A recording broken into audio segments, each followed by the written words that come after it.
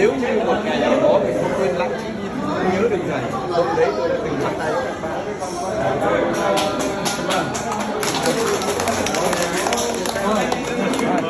các bạn tên này thật là người ta nói là gì, vàng bạc không thể mua được bằng tình bạn thật là xa xôi. Thôi ok nhỉ, bạn mình xin chúc mừng năm mới, chúc bạn mình và tất cả các bạn chúng ta là mạnh khỏe, gia đình hạnh phúc.